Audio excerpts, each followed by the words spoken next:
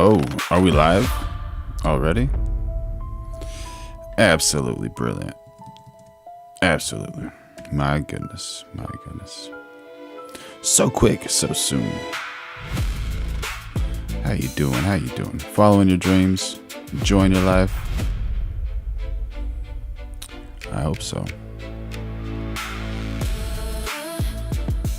All right.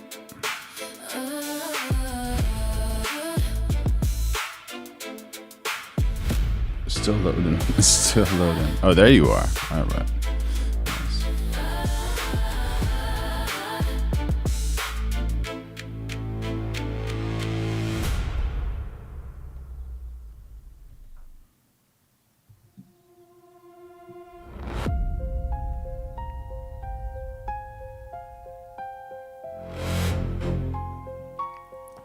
Brilliant.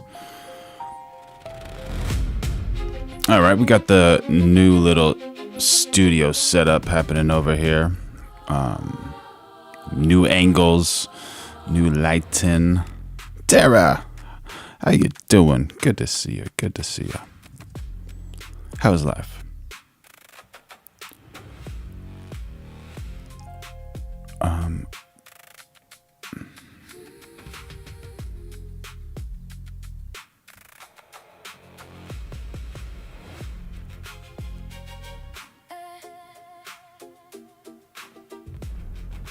There it is. There it is.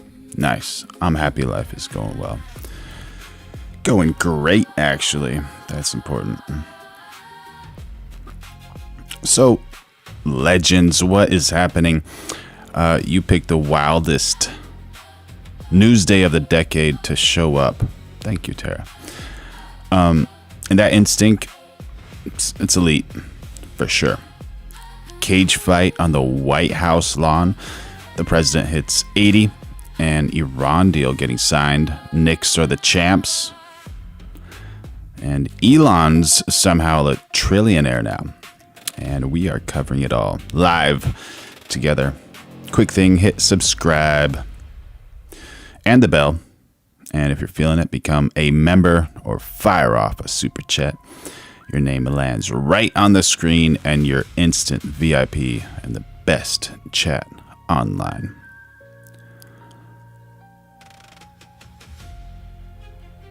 All right.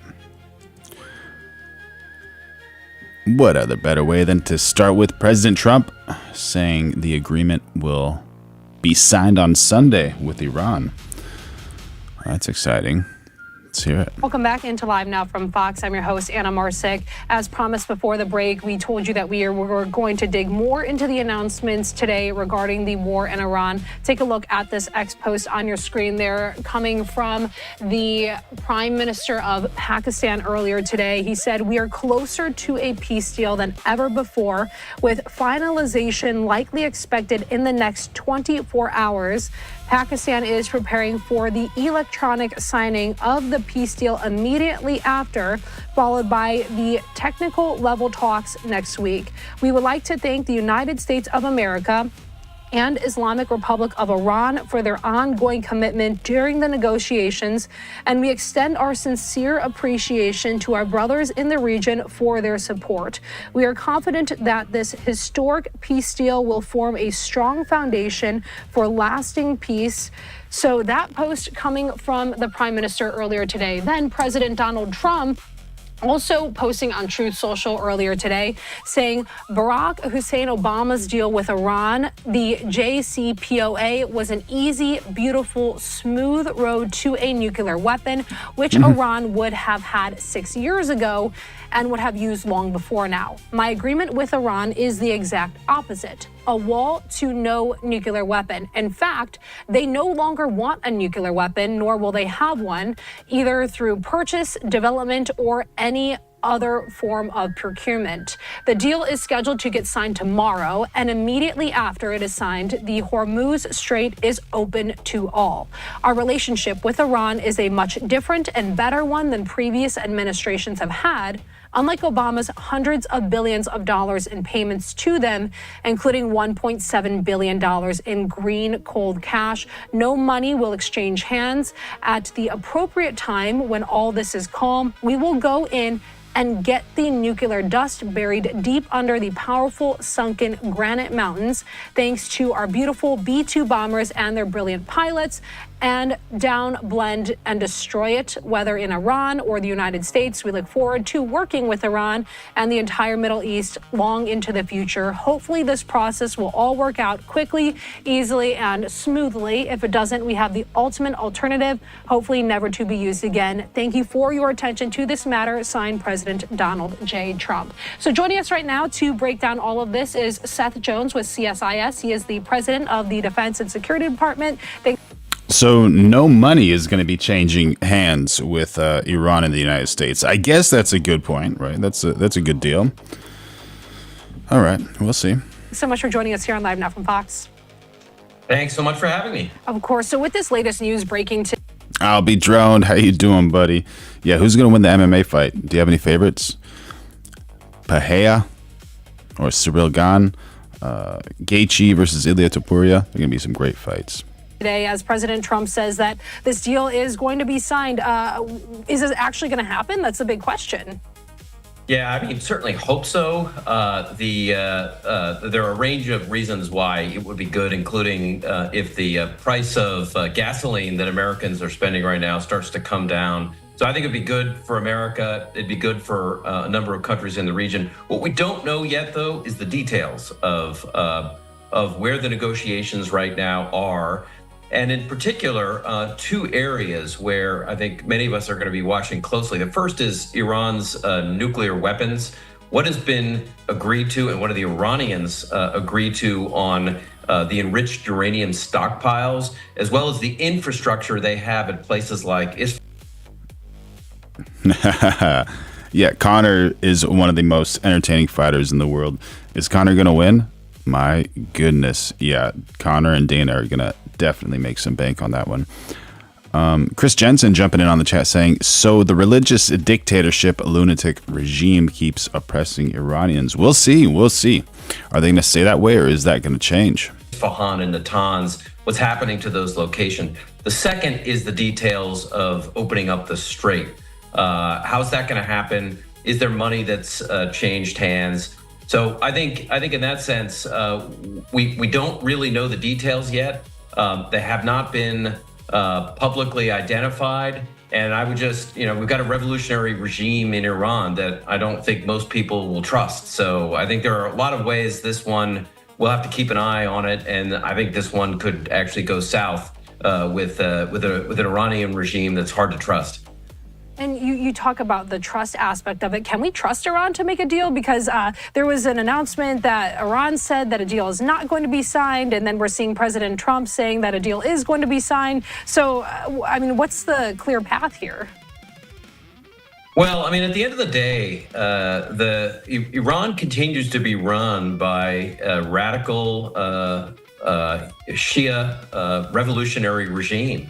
The son of the previous Ayatollah that was killed by the U.S. and the Israelis is in power. So we still have the revolutionary regime in power. We probably have a more powerful role by the Islamic Revolutionary Guard. So sort of the key revolutionary military element of the government is still in charge. So no, I don't think it's a regime that we can fully trust. And I think when you look at the relationship with a range of actors, Israel still remains concerned about Lebanese Hezbollah and the missile buildup and drone buildup in Lebanon. The Houthis continue to fire small numbers of missiles, including at countries like Israel. And then Iran continues to try to rebuild its drone program and also its missile program. So I don't think it's a regime that we can fully trust. And I think this means it's going to be very important to watch how this unfolds. If a deal is reached, what role does Israel play? There's POTUS, 80th birthday coming up soon. Moving forward, and what does success look like for them? Well, I think Israel remains the country in the region probably with the most James jumping in on the chat saying Iran will talk when Palestine is given their home and freedom. That has been the deal in the Middle East. Most won't talk till Israel treats its neighbors better. Did not know that. That's news to me. Okay, so a big reason this is happening is because Iran's protecting Palestine, allegedly, right? Is that accurate or inaccurate? Fold'em says, James, you are funny, buddy. State the Iranian threat to Israel is existential. In Iran, that attempts to hide a clandestine nuclear program certainly would pose a threat to the United States, but would pose a major threat to Israel. It's in the region and will continue to be there for the future. So I think Israel plays a role in intelligence collection and analysis, keeping an eye on what the Iranians are doing, keeping an eye on the nuclear program. The Israelis have absolutely fantastic signals intelligence, human intelligence capabilities, and if the Iranians shirk any sort of agreement, I think the Israelis will play an important role in strike operations as well, whether it's in Lebanon, in Iran, or elsewhere. So they remain a very important partner. If a deal isn't reached, what's the biggest military concern that the United States faces? Well, there are two concerns I think that the U.S. faces. One is where is Iran headed on nuclear weapons production? And that includes what is it doing with the enriched uranium, roughly 1,000 pounds that it still has. Also, after peace is started, is there going to be any bad vibes? Like, is there going to be repercussions? What's going to happen? Like, this seems like, okay, yeah, it's going well now for the most part, but what happens in 2 years or 5 years or maybe 10 years from now? And then does it try to rebuild the program? And the second concern is what happens to the Strait if there is no deal. Since May, U.S. Central Command. W5 Winston, Island Man Files. There you go. Yeah, we got it, buddy. You don't need to spam the chat, buddy. One of the mods are going to put you on a timeout if you do that. Has said that it has helped over 200 ships get through and over 100 million barrels of oil get through the Strait of Hormoz. Before the war started, it was roughly 130 ships per day were getting through. So this does not, if the deal drags out or actually falls apart, we still have a Strait of Hormuz that is largely closed, so there's been minimal. We got Fold'em jumping back, saying religion built this country, James. Its sole purpose of founding being personal autonomy, which has never existed before America under God, not an earthly king. There you go. There you go. Agree or disagree, chat? Very nicely put. Traffic that's gone through, and we have unresolved Iran's nuclear program. Those are big risks for the U.S. Looking at the war from a military standpoint, who do you think has gained the most from this war and why? Well, look, Iran has suffered tremendously during this war. Its drone capabilities have been hit pretty hard, including its Shaheeds. Its missile capability has been hit relatively hard, including its cruise and ballistic missiles. And then, Iran hasn't had much of a conventional force, but what it has had, including a navy, has largely been sunk. So, Iran is a much weaker power right now, military power. So, hard to argue that the Iranians have come out in any way, shape, or form sort of better from what's happened over the last nearly 4 months. I would just say over the long run, though, any country, including Iran, and Iran's got relationships with the Chinese, with the Russians and others, it will be able to rebuild those kinds of capabilities. So just because they're weaker now doesn't mean they're going to be weaker in 6 months or a year. Is there any capability that they have lost that would be significantly hard to replace? Not really. Some of the nuclear facilities that have been hit pretty hard like Isfahan and Natanz will take some time to rebuild. But I think some of the other areas, if we're talking about a year or so timeline, I think they can rebuild some of those cruise and ballistic missile and drone capabilities. So those are all eventually replaceable. The nuclear infrastructure is probably what's going to take the longest. Looking at this conflict just from a wider lens and your defense standpoint, what surprised you the most about it? Well, I think one of the unfortunate aspects of where we are in the war right now, and what was a little bit surprising, was how much the Strait of Hormuz really played a central role. Now, during my time in the U.S. Department of Defense or War right now in the Pentagon, the Strait of Hormuz was an important part of any of the war plans, we call O plans, for the U.S. But the Iranians really have used their standoff weapons capabilities, so think like anti-ship cruise missiles and drones, to target ships in that area. And I would just say, moving forward, I think we're likely to see the Strait of Hormuz being contested for the foreseeable future, even with a deal. If there is some sort of disagreement coming down the road between the U.S. and Iran, or Israel conducts strikes in Lebanon that the Iranians don't like, I think we could be right back into a contested Strait of Hormuz, that the Iranians start firing missiles or drones against ships, including oil transport ships that are going through the Algorithm says America was founded on Christian values. Strait. So for me, one of the big surprises really has been how much the Strait has become an important part of this. You know, we know President Trump is set to attend the G7 summit in France next week. When Iran comes up in that room, what do you think those conversations are going to be about? I think opening up the Strait is probably the single biggest issue. And how can many of those G7 countries, as well as Gulf states, frankly, aid this effort more? I mean, the U.S. has been really the only country, the major country anyway, that's been involved in trying to open up the Strait. But if this thing is to stay open in any foreseeable way, the U.S. is going to need help from the Emirates, the Saudis, Bahrain, Oman, a number of European countries as well, to add their intelligence collection capabilities, ships, aircraft, to keep it open. So, I mean, I suspect because of the economic benefits of an open Strait, getting more help on the military side would be an important part of those conversations. And realistically, if a deal is reached, let's say tomorrow it actually happens, how quickly can the Strait of Hormuz reopen? That's a good question. It can open up immediately, right? Why wouldn't it? So, what happens to Iran and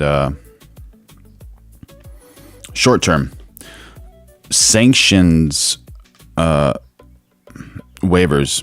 They let the Iran sell oil freely again, and Trump said, Iran wants to make the deal a lot more than I do because they've taken a pounding. What else? Revenue restoration is the entire prize Tehran is negotiating for. Cash flows back. The immediate economic suffocation eases. But allegedly, there's no cash going back. No cash flow is going back. And what else? The regime sells it domestically as victory. It survived decapitation attempts with the political system intact. So leadership claims it weathered the storm and forced sanctions relief. Both sides claim a win. They already did that after the April ceasefire. I think it's going to take a little bit of time, frankly, for commercial companies to trust that the Strait is open, and for insurance companies, for example, to trust that the Strait is open. So I think we'll probably start to see an increase in the number of ships from virtually nothing right now, a little bit of a trickle, and we'll start to escalate the number of ships. But I suspect what everybody's going to be watching for, companies that are moving material through the Strait, is, do the Iranians keep to the promises? Do they refrain from firing standoff weapons at ships coming through? Do they refrain from laying mines in the Strait of Hormuz? And that trust. Well, maybe it's not good for us to just assume. So we have Nadine jumping on the chat saying Trump is a P ... exclamation mark. I never know what Nadine's trying to say. Maybe Nadine's trying to say Trump is a perfectionist. You never know. You never know. Always good to be optimistic. Of an Iranian regime, again, that is a revolutionary regime, is going to take time. That's why I don't think we're going to see a major increase in transit even after a deal. I think it's going to take some time for that to happen. If this deal is signed tomorrow, which President Trump is saying that it is scheduled to get signed tomorrow, and immediately after it, the Strait of Hormuz is open to all. If this really does happen and the deal's details are released, what are you specifically going to be keeping an eye on? Yeah, two things. One is what are the specifics about Iran's nuclear weapons program? What do the Iranians agree to? And how does the U.S. essentially keep an eye on that Iran is keeping its end of the bargain? There have been international inspectors that have been let in the past. That going to happen? Is the U.S. going to have to monitor that some other way through intelligence collection? So how are we going to know that Iran is keeping its end of the deal up? That's one. And the second, again, is really what are the details about opening up of the Strait of Hormuz? Is there going to be a toll? If so, who is paying for it? And when it comes to the relief of sanctions, what is Iran going to use that money for? In the past, it's used some of the sanctions relief to build its conventional weapons arsenal. So what is Iran doing if there is some sanctions relief and it's got more money to spend? All right, well, we will certainly be watching for those developments. There you go. Iran. Iran. What else actually can be said about that?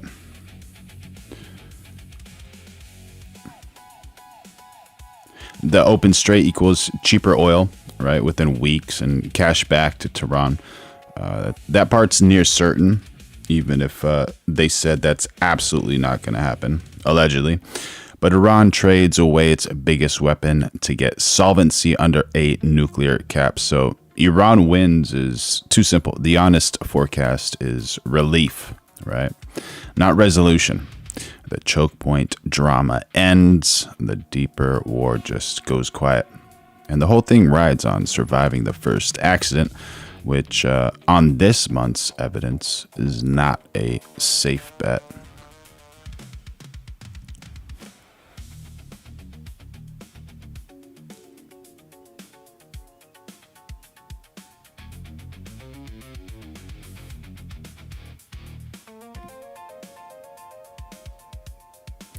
All right, so we got some. All right, we're not going for that one right now. We're not going. MJT has something to say about Donald Trump. All right, we can go with this one. MJT on Trump-Iran deal. She'll believe it when it's signed. Crushing Americans. This week, we saw inflation top 4%. In case you're wondering, that's the highest it's been in 3 years. Interest rates, also high. Gas prices, grocery prices, all high. From Boston. How you doing in Boston? But President Trump shrugging off these new numbers. Are you concerned, Mr. President, about the latest inflation number which came out this morning? Could that be a No, I love it. The numbers were great. You know what I really love? I love the inflation. Awesome, buddy. I love the inflation. The president added that prices will drop like a rock when the Iran war ends. Now, whether Americans believe that, that's the real question. Former President Joe Biden figured out the hard way that telling Americans the economy is doing great as inflation and prices continue to rise. How you doing, Naran? Well, that's one of the reasons why he likely was a one-term president. Well, now it's President Trump. Is he making the same mistake as Biden? We have the highest stock market in the history of our country. President Biden's economic plan is working. We have the biggest tax cuts ever. We have the biggest regulation cuts ever. The greatest economy ever. Bidenomics. Well, they didn't mean it as a compliment at first. But now they're getting it. And now the American dream is back. This is truly the golden age of America. The Biden economic plan, because y'all, is actually working. It's working. The stock market has set 68 all-time record highs since the election. It's a plan that I'm happy to call Bidenomics. That's the American dream. All right, so quite a few comparisons there. I spoke to former Congresswoman Marjory Taylor Greene, who went from Trump's inner circle to being labeled a traitor by the commander-in-chief. Here's what she had to say about Americans potentially seeing lower prices soon, with a deal to end the war currently on the table. Well, you know, the president has said, I think, approximately 38 or 39 times before that he has a deal with Iran. I think for many of us, we'll believe the deal when we see it actually inked and signatures signed. So I'll wait to see that happen. Many people are very furious and frustrated about this war because it was a key campaign promise in 2024. No more foreign wars. And people were fed up with the Biden inflation that we had experienced for years during the Biden administration and high gas prices. But here we are. It's against the campaign promises that we made in 2024. We're back in another foreign war that has driven inflation and driven gas prices. So what I hear from everyone I talk to is they'll believe it when they see it, which is not a good sign going into midterms. Yeah, I want to get to the economy in just a moment. You've said all along about the message that the president put out, America first. You've been against this conflict, like many Americans, with Iran. But I want to ask, if the Middle East and the world, are they... Elmira jumping in on the chat, saying over 19 billion in leveraged position was liquidated October 2025. Can you... Okay. And when you say liquidated, what does that mean? Who is behind that? Not safer with a non-nuclear Iran moving forward? Well, you know, it's very interesting to me. Former Director of National Intelligence, Tulsi Gabbard, when she addressed... How you doing, Albright? Congress months ago, she informed Congress that Iran was nowhere near having a nuclear weapon. And I think her information was accurate. And that also goes along with other nuclear regulatory agencies. They said the same thing. But here we are in a war with the president, of course, saying Iran cannot have a nuclear weapon. No, we do not want Iran to have a nuclear weapon. But that goes completely against what former DNI How you doing, Electric Horse? Tulsi Gabbard had said, and the other nuclear regulatory agencies. But this is, you know, this is something Americans have gotten used to, is basically what we view as propaganda that comes from Washington that leads our military off into some war in a foreign country. And too many of us have friends and family members that are veterans that have to live with PTSD and other horrific injuries. And we never want to see American flag draped coffins coming home from a foreign country that many of us can't find on a map and have never been to. I think a lot of people would agree with that. Absolutely. Valid point. And what we want is we want a strong economy. We want a Washington, D.C. that's focused on Americans, not on how much money they can make on insider trading, on oil prices that go up and down, government contracts for friends and family members, and ignoring the real problems like Social Security that will be bankrupt in 2032. So it's just gotten to the point, sadly, where many Americans are just tuning out because they're sick and tired of what they perceive as... So Greene, the lady on the right, isn't a generic critic. She's been the most consistent anti-war voice on the populist right for months. She warned ground troops in Iran would trigger a political revolution in America, invoking the no more foreign wars promise. She called Trump's whole civilization will die threat absolute madness. She invoked the 25th Amendment over it. so her skepticism isn't reflexive opposition.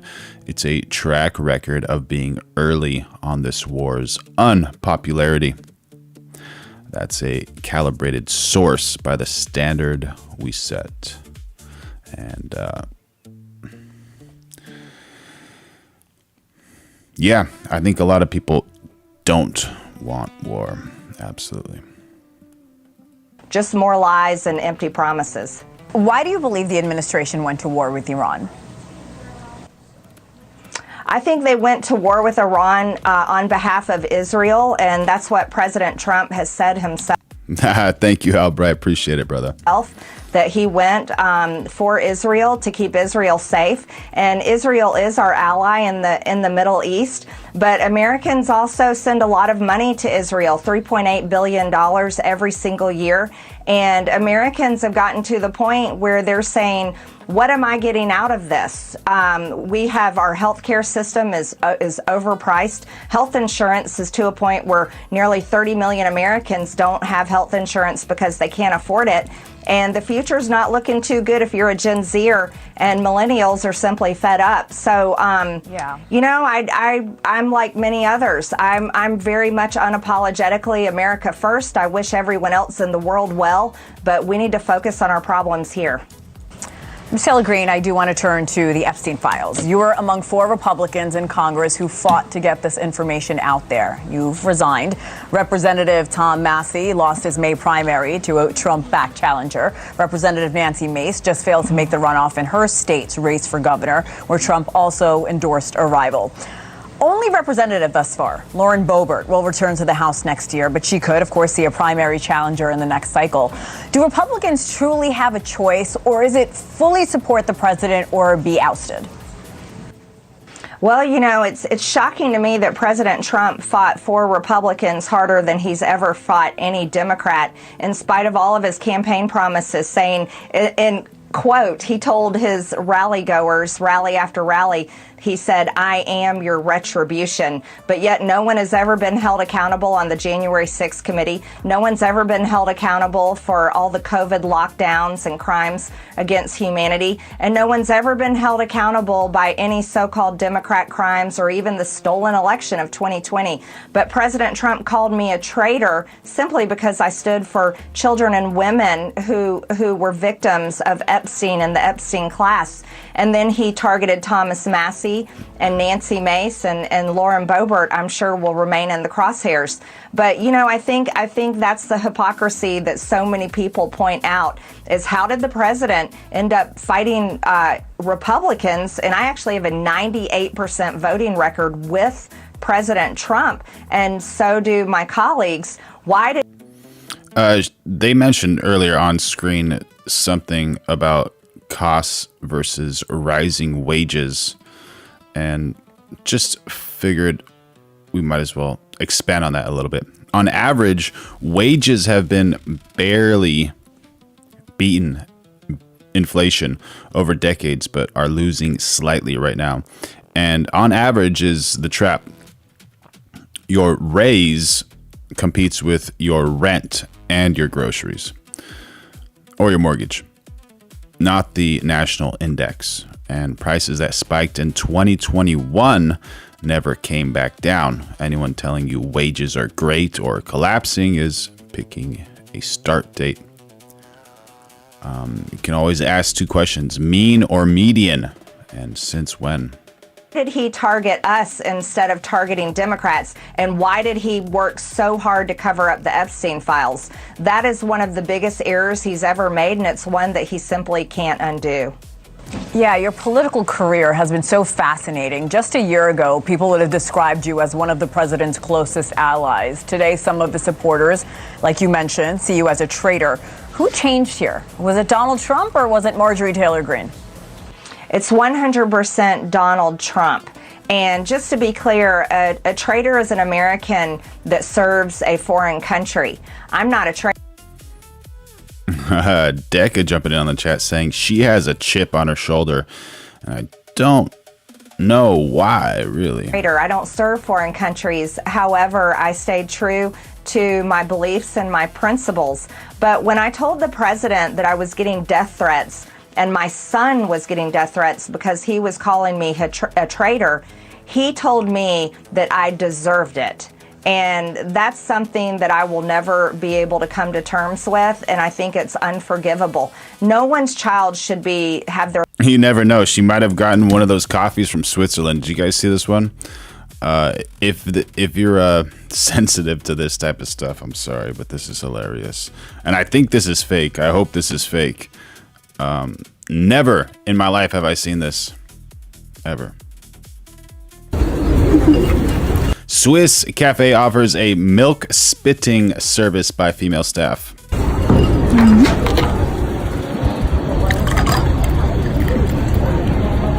Is that all for you? Yeah. Okay. Have a good one. Bye. So weird. So weird. Would you drink that coffee? I have no idea. Maybe she had one of those coffees and she has a grudge. I have no idea, honestly. They're life threatened simply because of politics and political rhetoric. But that's what Donald Trump caused to happen to me and my family, and he's not sorry about it. And so, no, I fully 100%, I remain who I am. MMA fighter is not a fan of that one. Yeah, that's very, very questionable right there, buddy. I have one of the most conservative voting records in the House, but I simply am not loyal to a man, not at all. I have a faith in God. I served my district, and I refuse to be a victim. Have you spoken to the president since then, since you resigned from Congress? No, I have not spoken to the president since he told me I deserved it when I told him about death threats on my son.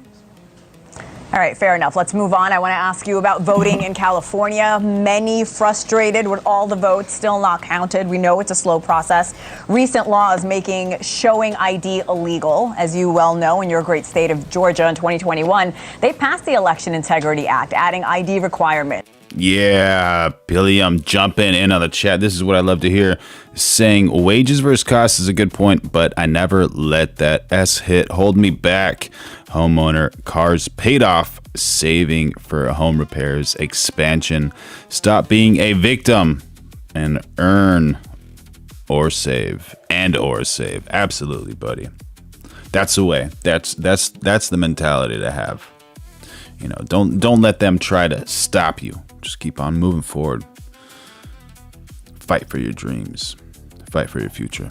It's limits on ballot drop boxes, expanding in-person voting. Does California need to take a page from the Peach State? Which direction should our country be going to ensure safe and accurate elections in our country, not just speedy?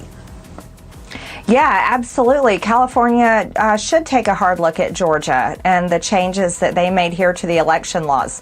I think everyone across the country thinks it's an absolute joke that California can't count their ballots up by the end of Election Day. And watching ballots...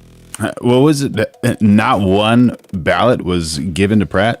This is super wild in California. Let's just continue to roll in where it literally changes the election results days to weeks after Election Day. It's hard to take that election serious.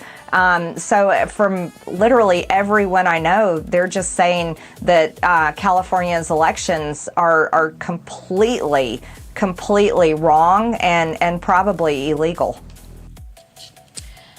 We talked on a number of topics, and stay tuned for our next hour of Prime, where we'll have part 2 of my interview with former Congresswoman Marjory Taylor Greene. We'll ask her if the Oval Office, does she have aspirations to become president? And we'll also get her take on the UFC match at the White House tomorrow. Again, that's in the next hour right here on Prime. Stay with us. Who's that? Marjory Taylor Greene, she says. Marjory Trader Greene. I don't think her life is in danger. Frankly, I don't think anybody cares about her. From President Trump's inner circle to being labeled a traitor by the commander-in-chief. After resigning from Congress, Marjory Taylor Greene is now teasing something new. Next. The people of this country are what matters. I won't stop living, I won't stop speaking, and I won't stop fighting. And neither should you. So in the 5 months since leaving Capitol Hill, the former Congresswoman has not held back. In fact, she's become even more vocal about her disagreement with the White House, from the war in Iran, inflation, and so much more.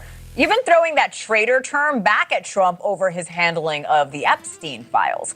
Here's part 2 of my conversation with former Congresswoman Marjory Taylor Greene.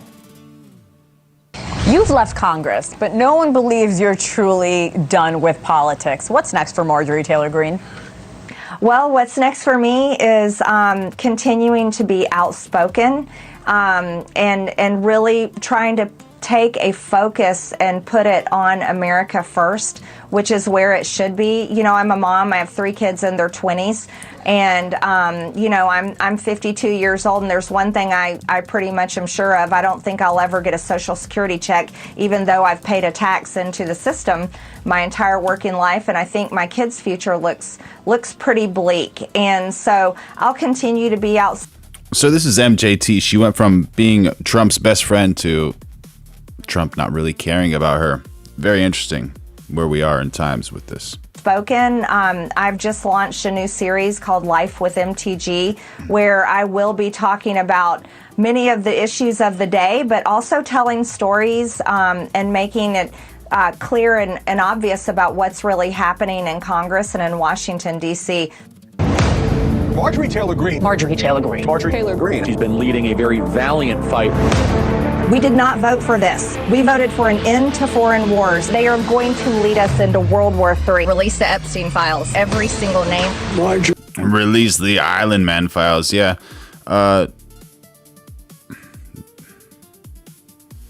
Yeah, there's some things that she actually said. She says, end the Iran war, fix affordability, release the Island Man files. And I guess some of the things we don't know. Why? You know, people on the left now cheer her, and people on the right call her a traitor. And both are guessing at her motives because motives are invisible. We can check her behavior, though, right? She gave up a safe congressional seat rather than back the war. Pretty bold move right there. That's a real cost. But does it prove that she's pure? Oops, sorry. Costly moves can still be strategic, but it does mean she's just grifting. Is a claim someone has to earn, not assume, right? She has to earn that. What do you think, chat? She is a grifter or not? Trader Greene. Trator is an American that serves foreign countries and themselves. My sole focus is putting America first. We don't give a crap about your opinion. But I'll also... And just to let you know, a grifter is a scammer or con artist who exploits people for financial or personal gain. Share other personal parts of my life. I'm very much a regular person, and I like to be... I want that. Cat says she gave up a lot for her opinion, question mark. Am I incorrect there in those statements? Open and honest about the things that I think are good and things that I really enjoy doing. So I look forward to that. Republicans need a 2028 presidential nominee with your new show. Congratulations, by the way. The country's going to get to know you even better. Thank you. Does America need Marjory Taylor Greene for president 2028? Oh, my goodness. You know, I don't know who all is running for president in 2028, but I certainly hope whoever does, the American people will support a candidate that is laser focused on our own country and our own people, and not making themselves wealthy and fighting foreign wars across the world, but actually solving problems for Americans. So if not Ms. Taylor Greene, then who? What about Vice President J.D. Vance, Secretary of State Marco Rubio, when you hear those names floated around? Do you have any thoughts on that? If they run for president, they will definitely be carrying basically their job performance and the Trump administration's any type of great things they've done or baggage that they've done. They'll be carrying those with them onto the campaign trail and the debate stages. So Nancy Rowan says she is a flip-flopper. Don't trust her. Can you let us know what things she flipped and flopped on? Thank you for the chat. I still think it's pretty far off. We'll see who's actually running. President Trump is celebrating his 80th birthday this weekend. There's a UFC fight at the White House. What do you make of the event? And do you have a birthday message for President Trump? Well, I think UFC fights are great. I enjoy watching them, but to be honest with you, I don't really think they belong on the White House lawn, and I don't think Americans' taxpayer dollars should have to be paying for that. We have a lot of other important things that we should pay for. However, I do hope it's a great event, and of course, I always wish the president well. I wish everyone well. So we'll see how the event unrolls. I do want to ask you about a former colleague in Georgia, Senator Ossoff. He's seeing growing chatter about a potential 2028 run for Democrats. Your thoughts on Ossoff? Do you think he'd be a good face for the Democratic Party at least? I don't support Senator Ossoff's voting record and policies, and I'm not a Democrat voter, so it's hard for me to say who is a good chosen candidate for them. I'm pretty much tired of both parties. I think both parties are pretty much epic failures. We're nearly $40 trillion in debt now, and we have many problems facing Americans. So it's hard for me to say who's a good candidate for which party or the other. Marjory Taylor Greene, thanks for making time. Thanks for answering our questions. I appreciate it. There you go. There's Marjory Taylor Greene. Yeah, there's some valid points over there. We got Teddy Roosevelt had fights at the White House. What is the big problem? From Nancy Rowan. And Double D Saracen says she wishes the president well. Why does that bastard call her a traitor? Very good points. Very good points. Obviously, the World Cup is happening now. How you doing, Edward? And there's a French guy who really reads into everything. And with these celebrations and what these people are doing, it's very, very interesting to see the story behind it. So we got this thing. Ça commence d'entrer avec le triangle Illuminati. Got that Illuminati triangle, allegedly. Et l'œil d'Horus. And the Eye of Horus. Le monde est posé sur une pyramide. And it says the world is placed on an Aztec pyramid, which is, this gets kind of goofy. You know what happens with the Aztec pyramids, right? Parce que c'est un sacrifice global. And that is a global sacrifice, allegedly. Yeah, you know what they do with you've all seen those clips, right? Et Shakira incarne la prostituée de Babylone. And then he's just going all out, calling Shakira the Who-R-E of Babylon. The Who-R-E. My goodness. La femme écarlate. The Scarlet Woman of the Apocalypse. De l'Apocalypse, qui tient la coupe d'or. She holds the golden cup. Le trophée. The trophy. Some bad symbolism right there. Symbole des abominations. Ici porté. Carried by par des laboubous, qui sont des démons who are ancient anciens. Demons. Elle chante en duo. She sings a duet. Avec Burna Boy. With Burna Boy. Tout est dans le nom. Everything is in the name. Burn a... Oh, that's bad. That's pretty bad right there. Brûle un garçon. Référence directe au sacrifice pour... Uh-oh. Not good. Pour Moloch, qu'on retrouve dans les clips de Belinda, avec le Baphomet. Yeah, they should ban all this stuff. Well, I don't know. I guess that's freedom of speech right there, right?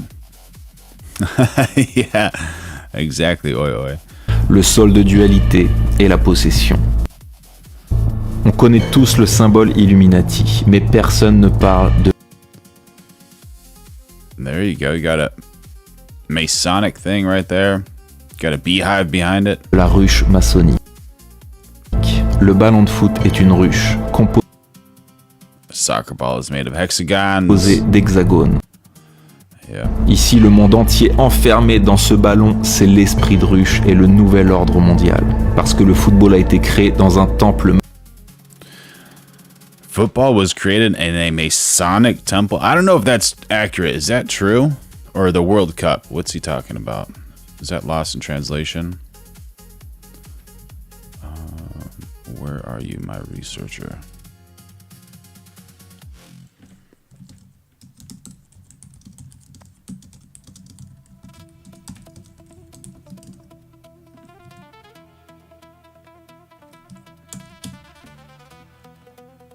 Maçonnique.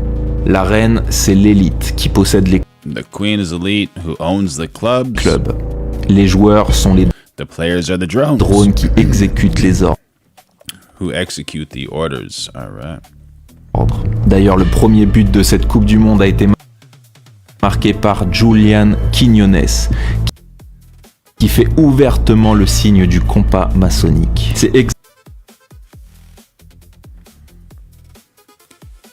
Very interesting, very interesting. Does that have any meaning, or is he trying to say something else there? Exactement comme les mignons. Pas d'identité propre. Juste un uniforme, un numéro et une obéissance à leur maître. Shakira, we are ready. Et quand tu regardes le foot, tu participes au rituel. Tu perds ton identité pour devenir un ouvrier dans la ruche. Wild. Yeah, this is from Reality Revolt. This guy is pretty solid. Pretty solid. Reality.revolt.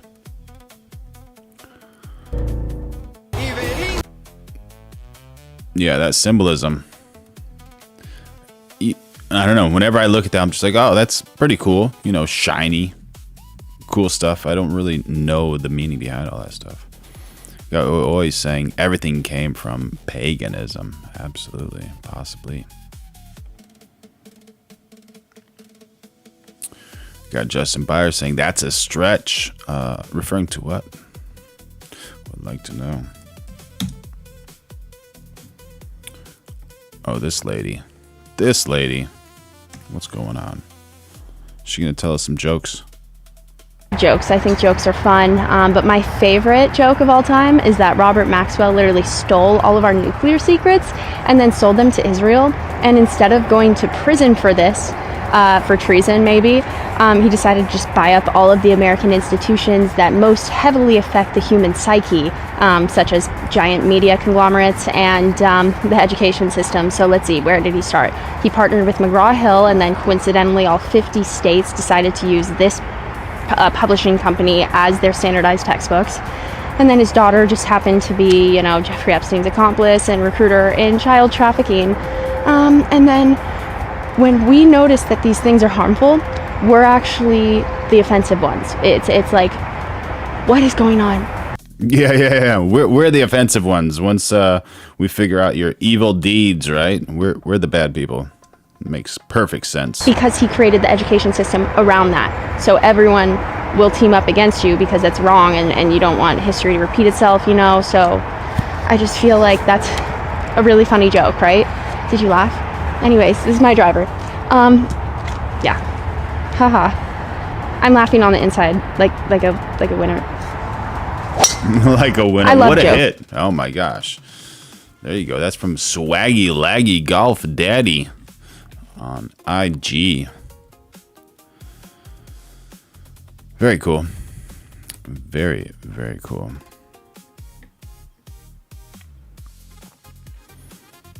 And it doesn't stop there. We got an update about MJ. This is a heavy one as well. My goodness.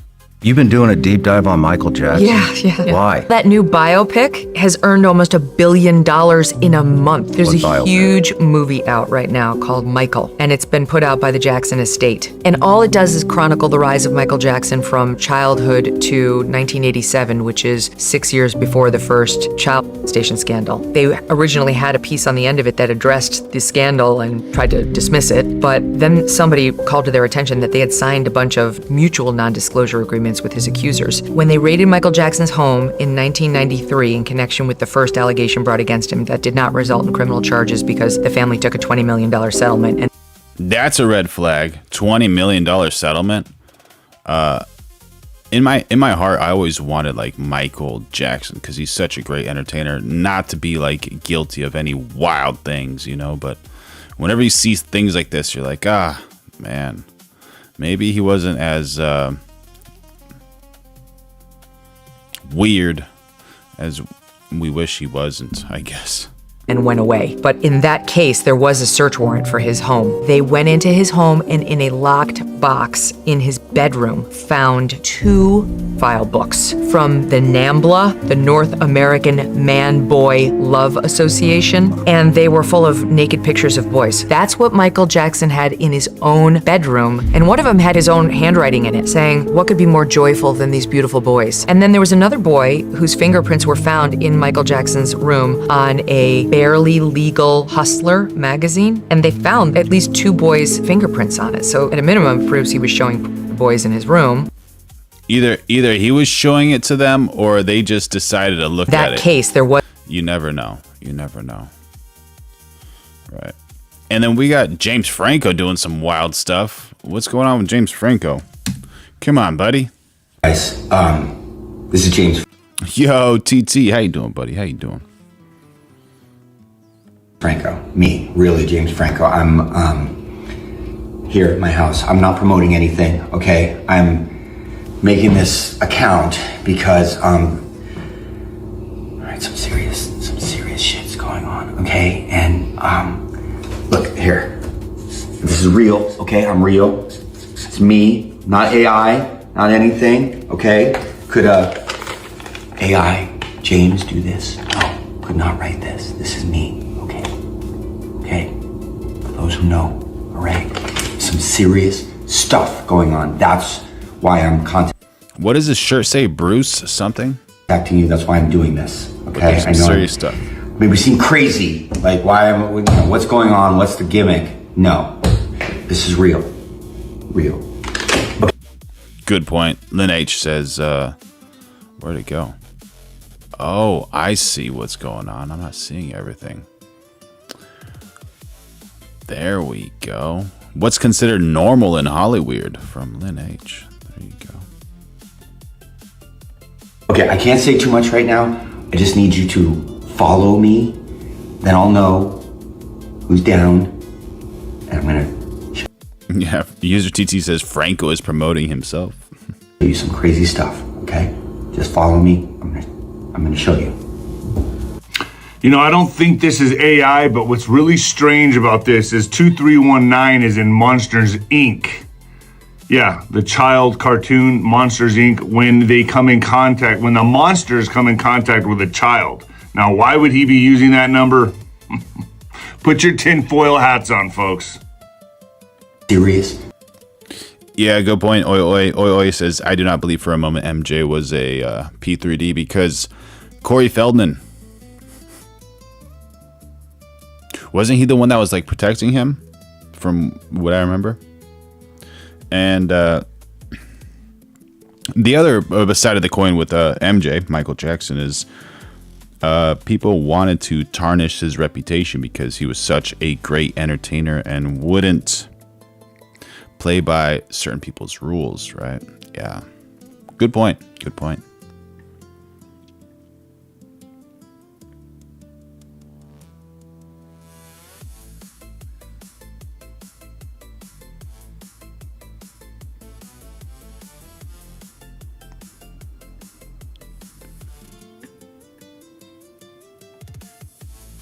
All right, we got to just do a little wave shout out over here. This is something absolutely incredible.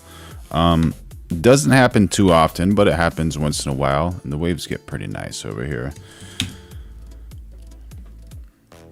And this is the wedge, the biggest it's ever been. All right, we just got to Newport in California for what seems to be, like everyone's saying, is the biggest swell they've ever seen. I guess we can't surf after. This is one of the most dangerous waves on Earth. I'm gonna go out for like a couple hours. Yeah, I'm gonna go find. This is a professional surfer. Look at the size of this wave. Unreal. Unreal. There he is, goofy footer taking a left. Bodyboarder. Oh, they're sharing a wave. Are you out there? Oh, this guy's gonna get launched. Unreal. That dude is drained.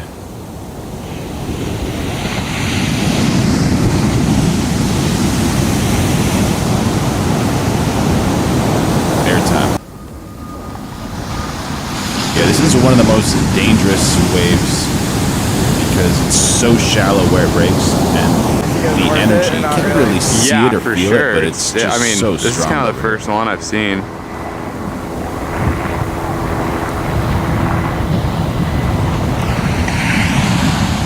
Were you guys in Puerto? No.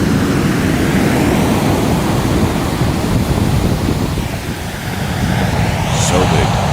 Oh.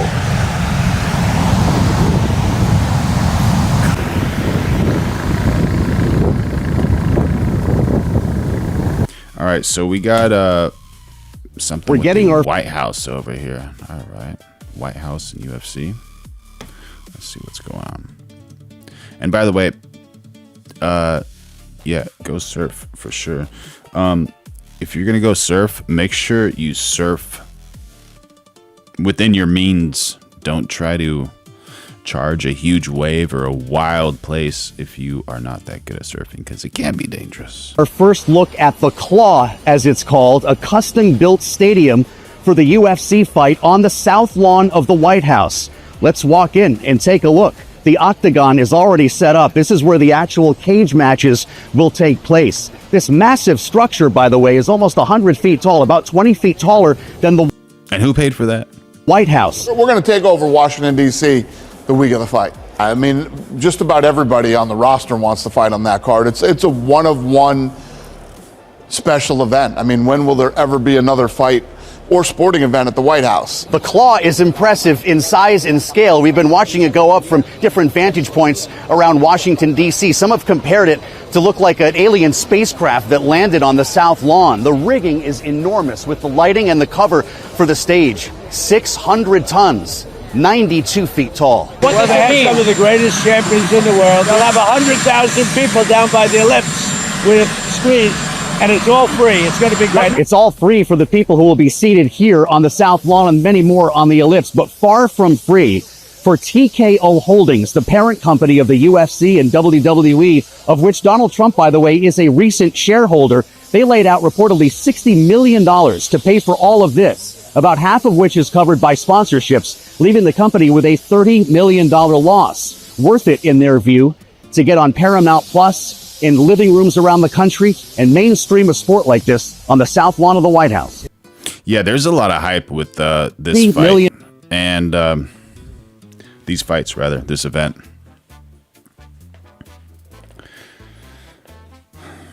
Is it the right thing to do, especially given our situation? You know, I think some people may say yes, not so much. Regardless, it's happening.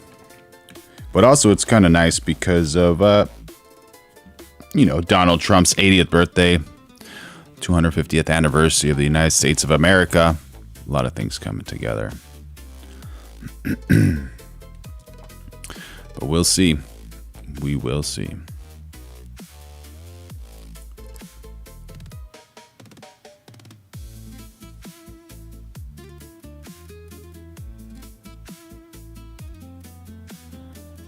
Former NSA official, timing couldn't have been worse for FISA 702 to expire. Okay.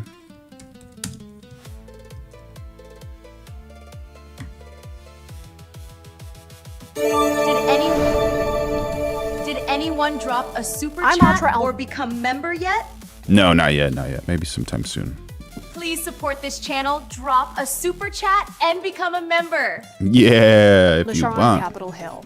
A post-9/11 foreign surveillance law expiring Friday after it failed to get enough support in Congress for renewal. Many Democrats argue President Trump's acting director of national intelligence cannot be trusted. The expiration could impact national security ahead of some high-profile summer events. FISA Section 702. It may sound like just another mundane federal statute, but many argue this post-9/11 law is imperative for keeping America safe from terrorists. The bill will allow our intelligence professionals to quickly and effectively monitor the communications of terrorists abroad. It allows the federal government to spy on communications of non-Americans outside of the United States without a warrant. FISA 702 is controversial. Many argue it's abused, and there have been times when Americans' communications have been illegally surveilled. The bill is not passed. 19 Republicans and 199 Democrats voting against renewing 702. Some oppose the policy altogether, but most of them don't think the president's acting director of national intelligence can be trusted. This program is unconstitutional, and there's If they can't be trusted, come on. How do we fix that? only one way to fix it. Require warrants, judicial warrants. Bill Pulte has no national security experience, no law enforcement experience, and no military experience. President Trump announced he's nominating U.S. Attorney Jay Clayton to serve as DNI long-term, but it'll take time to get Senate confirmation.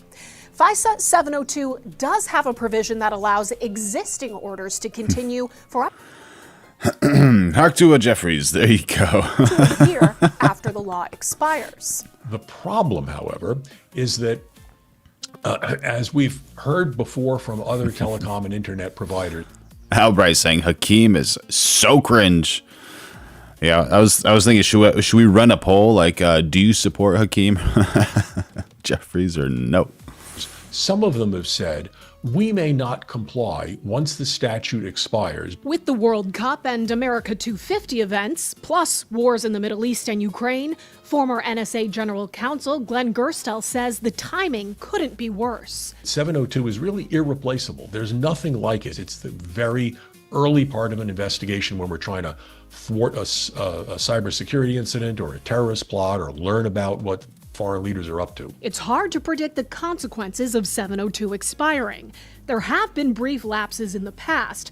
Gerstel says it's never lasted long enough to disrupt operations, as will likely be the case now. On Capitol Hill. Beautiful shot right there. Beautiful shot. Yeah. So Trump's name is removed? Oh, man. So you can see behind me that. How many tears are going to be shed? How many tears? That's white tarp covering up where Donald Trump's name once was on the Kennedy Center. His name has now been totally stripped from the building. Crews were actually working overnight to meet a federal judge's deadline to remove his name. And today the center's executive director filed a sworn declaration confirming that Trump's name is gone from all physical signage, the website, even employee email signatures. Now, as a reminder, here's how we got here. So about 6 months ago, Trump's handpicked board had voted to rename the Kennedy Center the Donald J. Trump and John F. Kennedy Center. In response, though, artists started pulling out and canceling their performances. But then a federal What exactly are you talking about? judge ruled that renaming it was illegal, saying Congress is what gave the Kennedy Center its name, and only Congress can change it. Now, the It will be back. Trump's name removed from Kennedy Center, soon to be called the Trump Center. Right after they named the Strait of Hormoz after Mr. Trump, the Strait of Trump. The Justice Department tried to stop the removal up until the last moment, but the courts said no. The courts said no. Oh, man. Reminder, here's how we got.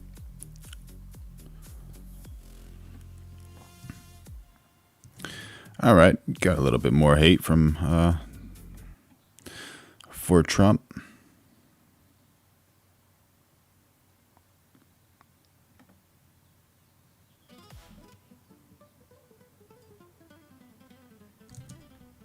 Very curious. Oh, I need to update this thing. All right, that makes sense. There we go.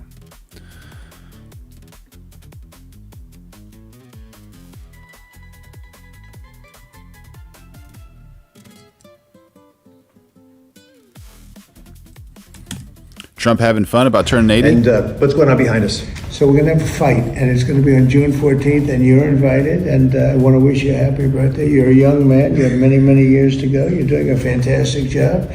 But I want to just wish you a happy birthday, and you don't have to wish me a happy birthday, because I'm not happy about that birthday that I'm having. That's a number that I never thought really too much about. Seems like he's having so much fun up there. It's really refreshing to see him having fun up there, right? It's not a number I like, but I'm here nevertheless.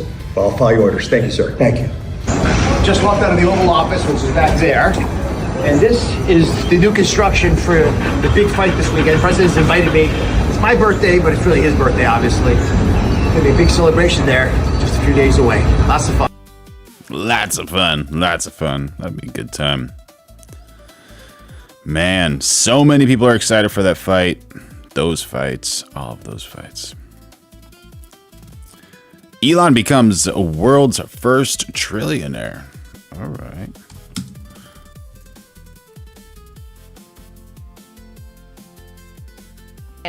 The company also minting thousands of new millionaire employees, former and current. A senior business and tech correspondent Jolene Kent spoke with one of them. W's in the chat for a female who looks like a female. All right. From Twitch, Iron Mop says, what day you guys talking about, and why does talking about the P3D president? Well, we're going live every day of 2026, so make sure you like, subscribe, turn on those notifications, become a member, throw in a super chat if you want. But as far as the fight is June 14th, right? 6 p.m. Pacific Standard Time. What time is that? Yeah, you can figure it out. Find it on like ufc.com. They're playing it on Paramount Plus. Should be exciting. Should be exciting. But again, you got to figure out with all these like entertainment things, you know, with the basketball, like the Knicks just won, and with soccer, the World Cup, and with UFC. Why are they trying to entertain us? What is the real reason? Do the Island Man files have anything to do with it? Does Iran or Ukraine or any of those types of things have anything to do with it? We'll see. SpaceX stock blasted off in its debut, soaring more than 19% on the NASDAQ before closing at $161 a share. Awesome. Making it the largest initial public offering in history. Jakes, how you doing, buddy? Good to see you. If people had told me this was gonna happen, I was like, man, you must be smoking some really good crack. Founder and CEO Elon Musk. Can you believe he said that? It's just so wild that he said that. Already the world's richest man, became the first ever trillionaire, touting All good, buddy, all good. His vision for the future. SpaceX wants to be able to take you to the moon, take you to Mars, and ultimately beyond. SpaceX, which includes the rocket company, the satellite internet provider Starlink, and xAI, also minted more than 4,400 new millionaires. It's pretty unreal. Don't have the words, honestly. One of them, Juan Hernandez, a welder at SpaceX for 10 years, who was paid both a salary and shares in SpaceX. As an immigrant, I was always taught just to work hard, do the best I can at what I do. And thanks to SpaceX, you see the light at the end of the tunnel. Do you feel like you've achieved the American dream? Yeah, but there's no reason to stop. As for the average investor, experts advise exercising caution if you're buying the stock post-IPO. Anytime a company that has left profitability, you're going to want to be patient. And if you can't hold, then it may not deserve that much of your portfolio just yet. At the closing bell, SpaceX is now worth over $2 trillion more. $2 trillion. Than General Motors. I'm trying to bite my tongue, Iron Moff, on that one. I got something I could say about some Norwegian people. Met some really cool Norwegian people. But I met a few Norwegian people that are, one in particular, that's very easy to dish it, but hard to take it. So I guess it just depends on where you are within the Norwegian belief system over there. But happy to have you on board, buddy. And Walmart combined. That's raising more concerns that What? Much of your portfolio just yet.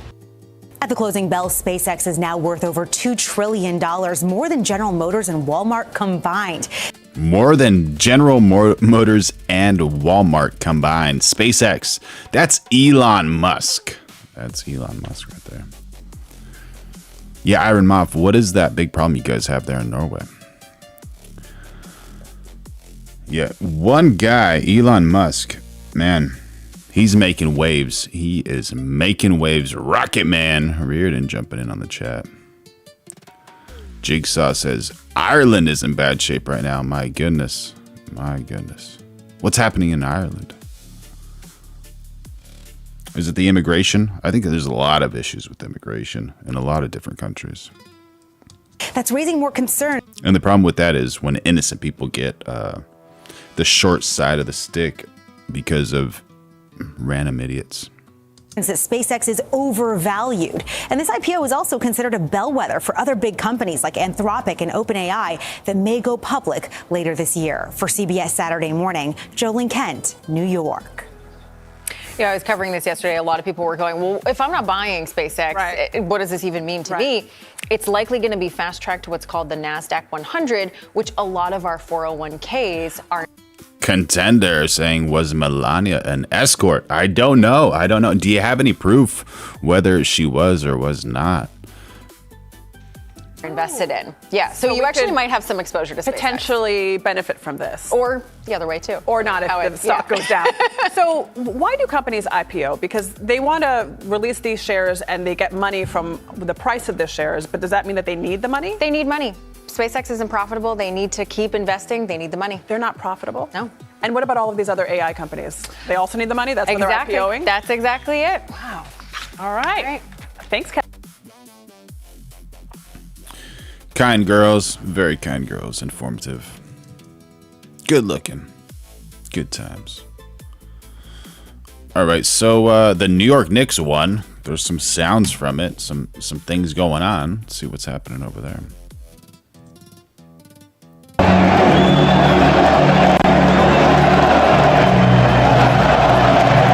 A little bit of entertainment.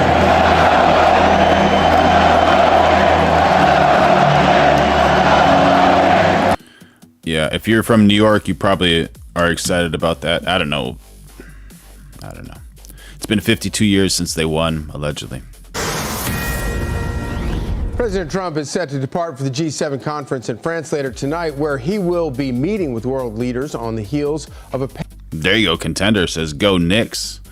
There you go. User TC says, Moby is a joke in itself. Are you talking about the, that's the musician? Pending peace deal with Iran. Aisha Hasni is live in Geneva, Switzerland with all the details. Good morning, Aisha. Hey, good morning to you. So the president said that he wants world peace for his birthday. Of course, his birthday is today, and he could get very close to that, at least a peace agreement with Iran. He announced yesterday that that deal will be signed today, although it will happen, we are told, electronically, so we won't see either side in the room together. They'll do it separately, digitally. The president on True Social... Reardon says Melania was the middle of the menu for Ghislaine girls for oligarchs. Very wild. Very wild. Can you send me a picture of that on the Discord? Would love to see that. Yesterday in that announcement said they no longer want a nuclear weapon, nor will they have one, either through purchase, development, or any form of procurement. Immediately after it's signed, the Hormoz Strait is open to all. Hopefully this process will all work out quickly, easily, and smoothly. If it doesn't, we have the ultimate alternative, hopefully never to be used again. The latest from the Iranians, however, is that it will not be signed this weekend. The spokesperson for the Iranian foreign minister told state media it could, though, happen in the coming days. So we will see. We'll track it today.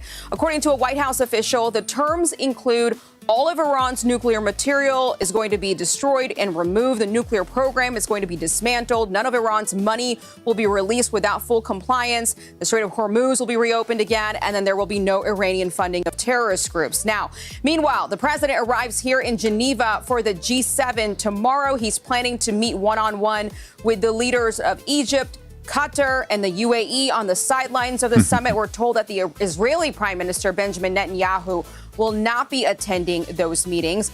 President Zelensky is also attending the G7. No plans to meet with Trump directly, but they will be in the same room attending the same meetings.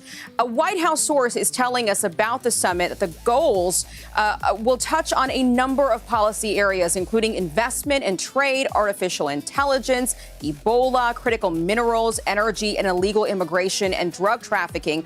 And the official actually said the United States plans to highlight its work in several of these areas and encourage other countries to support those efforts as well. So it will be a busy week for the president once he gets here. He's got a busy agenda today back in Washington and then hits the ground running in Geneva starting tomorrow. We are told there will be some protests here. As soon as we checked into our hotel, we were warned about these protests. We've seen shops boarded up. So we'll keep a track of that activity, too, ahead of the president's arrival here. And I know you'll keep us posted. Thank you, Aisha. There you go. Okay, here now is Senior Fellow at the Hudson Institute, Rebecca Heinrichs. So great to see you this morning, Rebecca. So tell me, first off, just big... Yeah, today it's it's very strong today. Picture. How confident are you that this deal will come together today and this deal will ultimately prevent Iran from getting a nuclear weapon? So I have very, very low confidence, and it's because President Trump has very good criteria for a good deal. You just saw that great list by your reporter there who listed what President Trump is demanding, and he has not backed off those demands. Total W's in the chat for a female who looks like a female. No need to guess. All right. dismantlement of Iran's nuclear program, ending of those Iranian terrorist proxies throughout the region, and opening the Strait of Hormoz without letting the Iranians charge any tolls on that, so it's a free and open waterway again. So far, the Iranians have not agreed to that. They should just agree to that quickly. Because they have not, that demonstrates to me that their will has not been broken, and the IRGC are still shooting at our Navy. We even saw that overnight with U.S. Central Command firing back and destroying launchers. So I am not confident at this point, Charlie. I think the Iranians are trying to get President Trump to back off and relieve sanctions first so they can degrade the United States' leverage against the Iranians. I don't see that happening, so I think we're still far apart. So, and obviously, Iran has done everything it can since the initial bombing campaign that destroyed much of their uranium stockpile to try to hide what they have and to try to keep it buried deep below the mountains in which they were hiding it, and it got bombed. How difficult will, and President Trump often talks about going in there and removing the nuclear dust, as he calls it. How difficult is that going to be, especially considering the efforts that Iran has gone to further hide that stuff? Well, it's a really important point. So if the Iranians really were interested in good faith in cooperating with the United States, they would not be trying to prevent the United States or international inspectors from having access to the sites that still remain. I do want to remind, though, our viewers, because you'll see a lot of critics of President Trump's efforts say that the Obama deal was better because of Midnight Hammer. That was that first military campaign that we did. Seems like it, oi, oi. With the Israelis, and then Operation Epic Fury. President Trump successfully degraded the weaponization work of the nuclear program and significantly degraded the ballistic missile program. Yo, Waffle Jackson, have a blessed Sunday, buddy. And took out the senior nuclear scientists who had the know-how to continue the nuclear weapons work. Unknown says from Uranus to uranium. And the Obama deal did not even give us access to those nuclear scientists. Now they're gone. Did not include those missiles. Now they're gone. And so I think we're still in a much better place than the JCPOA. But again, the Iranians have not demonstrated that they're willing to comply with this no dust, no dollars, which President Trump continues to insist upon. Rebecca Heinrichs, thank you so much. No dust, no dollars. No dust, no dollars. Very well said.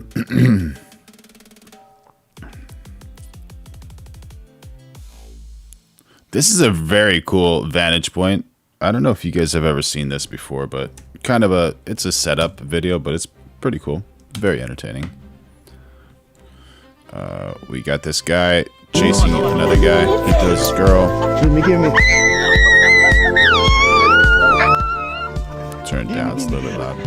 Then he goes and he grabs his friend, this dude.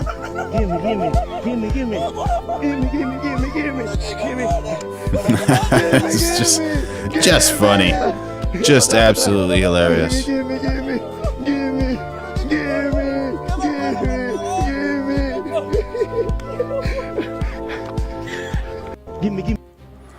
you go. Need a little bit of that in your life. Speaking of what's on the other side of the coin. The other side of the coin is doing something like this with your life. Figuring out a way to get catfish. And this is, since I love you, and we're going live every day of 2026, I figure I might as well share something brilliant with you. Look at this guy. Y'all come along and we run these catfish cans. Look at that right there. That's something you ain't never seen before. Let's get it, dude. The big goujons. Woo!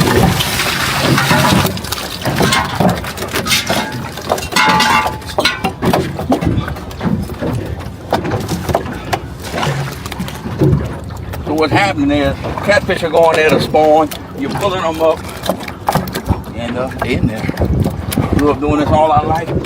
So it's a very cool, like they're not even putting food or anything inside those things to attract the catfish. They're just, the catfish are going inside to spawn. Very, very fascinating. We're gonna say, y'all killing you in the swamp. This lake right here, you can do this all day, every day, and there's more catfish next year. Perfect frying size on the bone. Bouillon!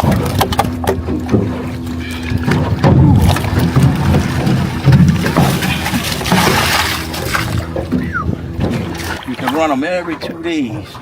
And sometimes there'll be two, sometimes there's one, and sometimes there's none. So the bigger the hole, the bigger the can, usually the bigger the fish. These are the size fish we're going after, the good eaters. That's all you need right there. Very cool, very inspiring right there. I don't know if I've ever tasted catfish, but just such a cool video. Such a cool video. Gotta add a like right there, buddy.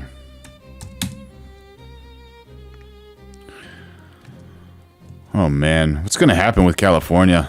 Is Pratt gonna win? Is he not gonna win? Spencer Pratt has just released a brand new video out of nowhere that has rocked the political world to its very core. Los Angeles is going to burn over this video more than it already has. The political systems in LA were not ready.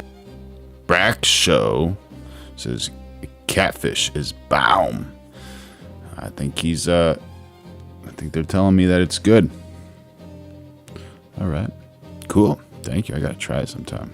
For Spencer Pratt, and it turns out he ain't going nowhere. Now, some people might call this a fried catfish. Yeah. I think everything fried is good, right? Concession video, but actually it's a declaration of war. Spencer Pratt saving LA phase. Deep fried, beer battered. Yeah. Everything with beer is amazing. Tastes amazing. 3 has broken the internet. It's just been up for a few minutes and it already has done 1.1 million views, 10,000 reposts, and 43,000 likes. It's Spencer Pratt declaring that not only is he going to not leave the race or not leave politics, but he's also, after they stole it from him, he's also got criminal material on the... Ooh, good point. Saying Cervanto says they are bottom feeders, trash food. Talking about catfish right there. Lead candidates in the race that are going to cause them to drop out and resign in disgrace. And this is a political bombshell here, ladies and gentlemen. Spencer Pratt's new banger. Let's go. Now that the campaign portion of my mission to save Los Angeles is coming to a close and I'm moving on to the next, more interesting phase, listen, I've spent a lot of time slaying everybody. I've ridiculed everyone on the roster, and I just want to say from the bottom of my heart, I'd like to take the chance to apologize to absolutely nobody. You think you can get rid of me that easily? I know a lot of dim-witted jerks thought I was in this for a grift, that I was going to roll up and leave town if I didn't get into City Hall. It's just not fair. Hey, morons, I didn't get in this for political power. I got in this to expose this corrupt machine, and nothing is... There you go, Pratt. Go on, buddy. Go on. Don't let them stop you, man. Go on, man. This guy is just getting on it. Right? You enjoy your worthless meetings in City Hall. Nithya, you have all this information. You're running for mayor. Show what you're really about, or get... Ooh, F-bomb. About to get dropped. There you go. Oi Oi says, lard is excellent for cooking. Yep. Yep. Probably extremely healthy, too. You never know. Get the fuck out of the race. I'm going to be lighting you up every single day, and now I don't have to worry about offending CNN viewers. I don't have a campaign laws hamstringing me now. It's war.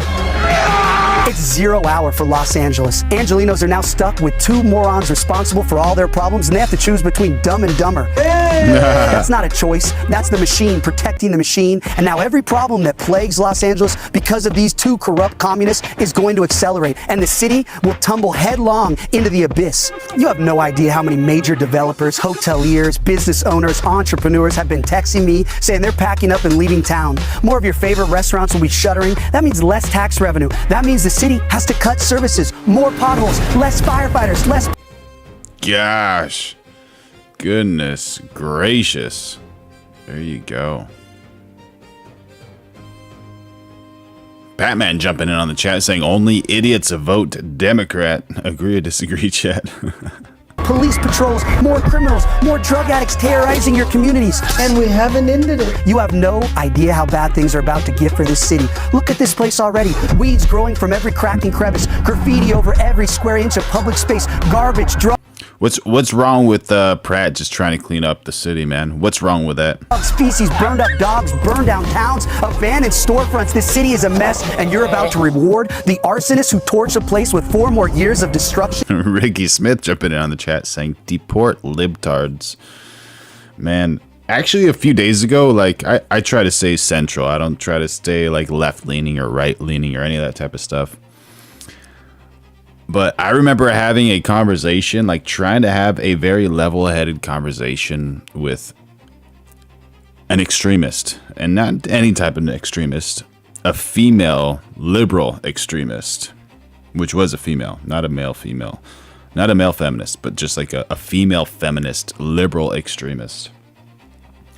And she was just absolutely so hateful, like pure evil. And I've never met a Republican extremist that's like pure evil.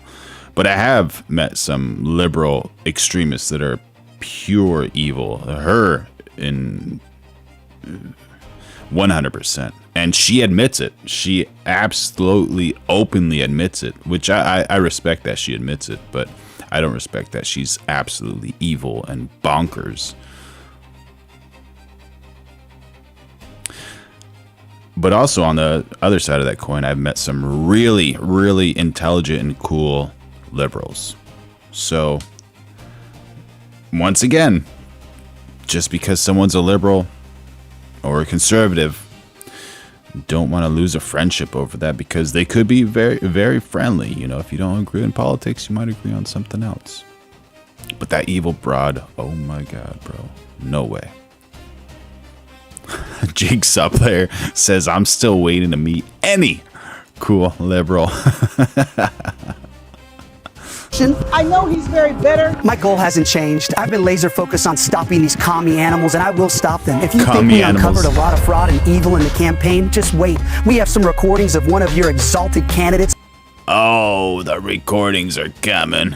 Yeah, some of them are, man. Doing and saying something that would make her resign in shame. I was saving it for the general election. Go ahead and pick your demon, certify your choice, and then you get to see it. So Karen, Nithya, ask yourself, is it possible that one of your employees may have a recording of you doing or saying something that would force you to resign in disgrace? Hope you sleep well at night over the next 5 months, because you know who hasn't slept. Oi Oi knows how to turn them religious very quickly. Slept well at all for the last 17 months? My mom. All my neighbors in the Palisades. All the moms who worry about their kids walking past drug addicts in front of their schools. All the business owners getting crushed in the LA economy, worried that they can't stay in business and feed their kids. Angelinos have been struggling for years now, all while corrupt politicians and fraudulent NGOs profit off the misery and fleece us for the tax dollars. Well, now we're flipping the script. I want all of you awake at night sweating and worried about 5 a.m. when the FBI blazers bust in the door, breaking open your office, because I assure you, they're coming. You think you're a Yeah. Ricky Smith saying no way Ramen Noodles pulled off Pratt big time fraud. A lot of people agreeing with you. A lot of people talking about it. Yeah, was at a get together last night, and they were talking about it. Election was gonna stop me. If you want to stop me, You're gonna have to fucking kill me! Sounded like a liberal right there. Yeah, Rob Davidson says they made fraud legal in California, one-party control. Gotta change that. Fraud isn't good for anybody. Just go ahead and check. The, again, it's just a master class in communication. Spencer Pratt is so good at this. It's like, reminds me of someone. Donald Trump. It just does. He has similar background, similar grievances, similar capacity to connect. That's how you concede. I would die and kill for you. The hero we need. Oh boy, now we're talking. Let's go. OMG. Whoa. This is it. Nithya must resign. I love this guy. Hell yeah. Yeah. People are loving it. So Karen, Nithya, ask yourself, is it possible that one of your employees may have a recording of you doing or saying something that would force you to resign in disgrace? And this is the part that I'm the most interested in, because he's cooking. People posting the old Breitbart clip with the exact same energy. This means war. Watching this, I want to run. And I think when they say this means war on like fraud. I think that's what they're trying to say. Through a wall for this guy. Are these two men going to save California? Well, I'm not sure.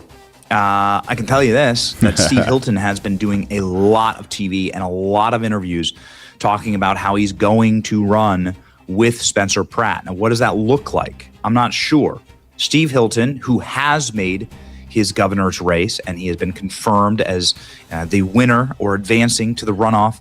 Steve Hilton has said multiple times on the record this week, I'm going to run with Spencer Pratt. What does that look like? Is he going to be a lieutenant governor?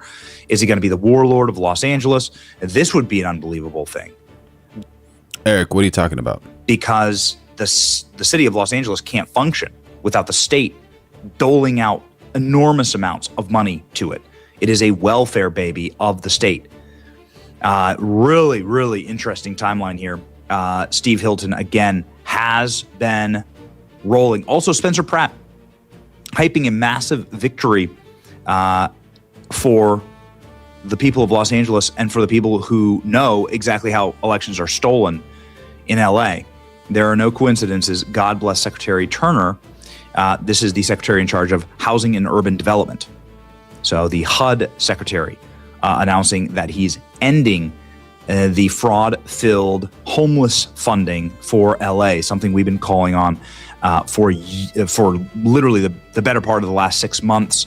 We released an entire documentary on this, but he's talking about how they are effectively using federal dollars from HUD in order to rig elections by paying for infinity homeless people to live in Los Angeles. So another massive W for Spencer Pratt. Ladies and gentlemen, what would you like to see Spencer do next? Obviously, the guy is totally and completely beloved and has more talent than so many other people. Are they done counting yet? Spencer posted this morning. Are they done counting yet? Yeah, are they done counting yet? How amazing would Los Angeles be if Spencer Pratt actually got the position and did what he said he was going to do? Very rare, though. Very, very rare. But we'll see. Is he a plant? ladies and gentlemen. We're counting on Steve Hilton bringing in Spencer Pratt to his campaign. This is Steve saying it on the record that he plans on doing that earlier this week. Let's go. Have you talked to him? I have not. I mean, not since then. We've been very busy with our own campaigns. Yeah, Eddie RM says Dems prey on the poor. I guess it's good to pray, like, as in like wishing someone the best. Or are you, pray, the other prey. Like attack, like a cat preys on their little birds. Trying to figure out which pray you're using. But it's a tricky word. Yeah, so pray, P-R-A-Y, was when your hands go together and you pray. Or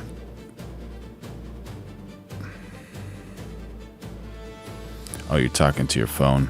Oh yeah, that happens once in a while. And the word P-R-E-Y is what animals do. These predatorial animals. They hunt and feed themselves after catching their prey. Absolutely. And doing our own thing in very different races. But as I said this morning, I think that he... How do the Dems prey on the poor? Please let me know. Obviously, he got a lot of attention with his brilliant campaigning, social media dominance, that was great. But actually he had some really substantive plans as well, particularly on homelessness, that I fully support. They're very well thought through. And I would be very happy for him, whatever I can do to help make that happen, including working with him or not. I'm not going to, rush it, but I do think. We got Raw Deal saying God has his shield on our beloved President Donald John Trump and wishing him many more happy birthdays. There you go. Got some support for POTUS, President of the United States, POTUS, Donald Trump. I think that he had some really important things to say. So do you, in other words, would you bring him into your administration? Oh, of course, for like a shot, my door would be open. But as I say, I don't want to. He's probably reflecting on what happened right now. I can imagine. Well, I don't. As far as I know, I don't think we've heard from him just yet. He hasn't come out publicly. So look.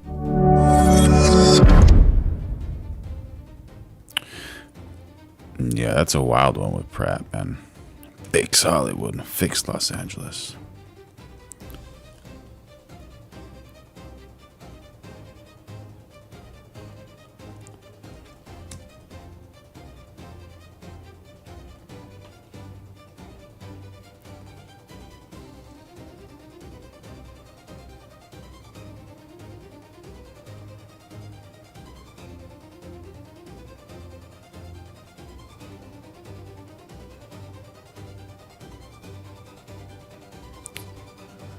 Oh, there's an AI video that I want to watch. Allegedly, Erica Kirk made an AI video of Charlie Kirk saying Erica Kirk would be perfect to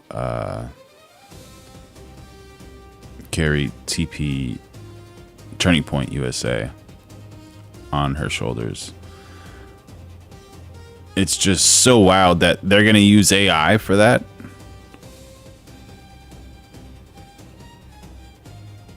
Unreal, unreal. Show me it, show me it.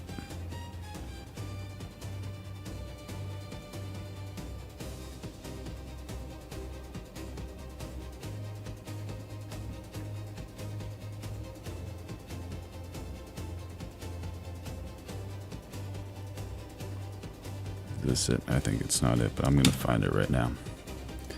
Let's see.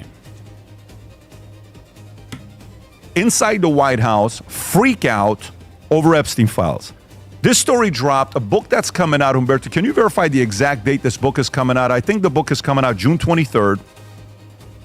It's called The Regime Change, and this book will be a massive book that everybody will be reading because it called out everybody in the White House with things that are going on with the Epstein files. So let me read some of this story for you guys on what's in here. And then, Tom, I'm going to come to you because I know you've gone through the first 5 chapters. Inside the White House freak out over Epstein files.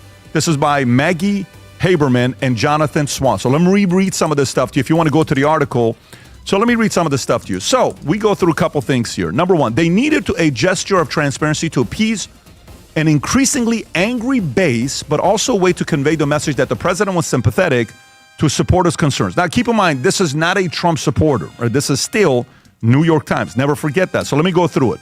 J.D. Vance took a seat at the head of the table in the John F. Kennedy conference room, in the Situation Room complex, and said, this is a huge problem. He told the group, arrayed around him were the White House Chief of Staff, Susie Wiles. Then you have White House Counsel David Warrington, Press Secretary Caroline Leavitt. Then you had a few other people that are there, and they're having this conversation. And the Deputy Chief of Staff, James Blair. Then you have Pam Bondi, Kash Patel, Speaker of the House. Now, Tom, do they share with everybody who the whistleblowers is in this article? No, the article has become this giant book, and they don't share exactly where they get the data. Jeffy jumping in on the chat. But when you look at this, can't really say what Jeffy says, but thank you for the laugh, dude. And I'm not the only one. The people that have read what I'm estimating at about 5 chapters of excerpts, because the book doesn't come out to June 23rd, as you pointed out.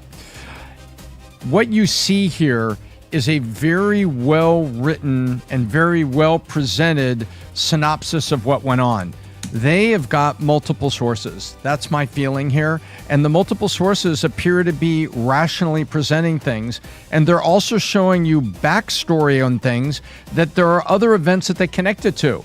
It's like Bongino left the building on this day and went here and here. And they're like, wait a minute, we talked to him here, then we talked to him there. Those dots connect. So 0 to 10, where do you score the credibility of the facts of this book? Right now on its face, about an 8. And I don't see any counter articles coming out, oh, you're full of crap. Here's the 7 ways it's you're early, full of crap. It's still early. So maybe we get it between now and Monday. You don't think there'd be somebody overnight that would get after this? I think so, but it's a little early. You know, sometimes That's people fair. are reacting. So we'll see what happened today. So let me read through some of this stuff, folks. And then, Tom, I'm going to come to you first because I know you've gone through the whole thing. So Vance had bought into the darkest theory about Epstein and a cabal of predators hidden within the country's ruling class. Wiles would tell others that the vice president had proved himself to be a major conspiracy theorist, okay? That's the story. And Vance floated to... Got Primal Screams jumping on the chat saying, Island Man was a traitor to the United States selling information to our adversaries. What type of information did he sell? Our information. Colleagues, an extraordinary PR gambit. The White House should enlist Tucker Carlson to interview Epstein's longtime girlfriend and co-conspirator, Ghislaine Maxwell, in prison. Okay, better to rip off the bandage instead of moving on. Now, let me continue reading on what happens here. Then it goes into, what they were thinking about doing next. Maxwell could be given a pardon, he said, or she could have her sentence reduced. This is Warrington, the White House counsel, responded by laying out the available choices without advocating any of them. At that, several around the table spoke up to register their strong disapproval. Pardoning Maxwell, a trafficker of young girls, would create a huge PR problem, Stephen Chunk said. He predicted that in the wake of the pardon, Epstein accusers would be fanning out of a TV, telling their stories and ripping the administration to shreds. Blair also adamantly opposed the pardon. We can't offer Ghislaine Maxwell anything. A, I don't know why we would, and B, if we give Ghislaine Maxwell any sort of break whatsoever, and then she turns around and says nice things about us, or says nice things about us and give her a break, it will undermine the entire point of her saying good things. That will feed the conspiracy theory, period. If there's nothing for her to say that hurts us, we shouldn't have to offer her anything. It continues. Shortly after this, the president posted again he was going along with the plan, Situation Room. He didn't like having to do it based on the ridiculous amount of publicity given to Jeffrey Epstein. I have asked Attorney General Pam Bondi. So this is what Pam Bondi comes in to produce all of the pertinent grand jury testimony subject to the court approval. This is a scam perpetuated by Democrats and should end right now. You remember this whole picture where everybody came in and they're saying, hey, we got all the notes, we got everything, we're going to share it with you. Okay, so then we reacted to it. Continuing. As this is going on. This is actually wild. So I have like a list of these news videos and current event videos that I cover to keep you guys up to date because we're going live every day of 2026. So make sure you like, subscribe, turn on those notifications, become a member, throw in a super chat if you want. But within this folder I saved it. I definitely saved this video, and it seems like they took it off. I'm searching 100 times. Can't believe it. But anyways, I can explain it to you. It's a video that basically after Charlie Kirk's unfortunate passing, there's a video that shows Charlie Kirk saying, like, if anything ever happens to me, I know Erica Kirk is good enough to run TP USA, Turning Point USA, and that I have 100% faith in her, or something else along those lines. And that guy from PBD, I don't know what his name is, but the other guy, I have a picture of him. I'll show it up. Oh, no, not that button. This button. This dude. Candace's show. This guy is the one that shows, like, yeah, he claims it's made by AI. And that's pretty wild. That's pretty wild that Charlie Kirk's wife has to make a video about her being amazing with AI. But not. Patel privately shared many of Bongino's concerns, but in an internal, for weeks, Patel and Bongino, the deputy FBI director, had grown more infuriated as they realized the scale of the mess for which they were now being blamed, because the market was blaming them. Now remember, this is not an article that's a pro-Cash Patel and pro, what do you call it, Bongino. They don't like Trump. They don't like this administration. So they're not fans of any of these guys, right? Bongino hated the Justice Department. Nothing to see here memo have been drawn for public release. He told Patel this would in no way align with the promises of transparency after taking over FBI, and he objected to putting the FBI seal on his letterhead, but he was overruled. Ryan Simpson saying, you know why Republicans are pro-birth? Because they want more children too. No, nah, not at all, man. What happened to you, man? Who didn't give you a hug? Who didn't say, I love you? Come on, man. Come on. Be realistic. There's good people out there. Majority of the people out there in the world are good people. I'm not going to say every Republican's a good person, but we had a poll. And the poll was, if you have to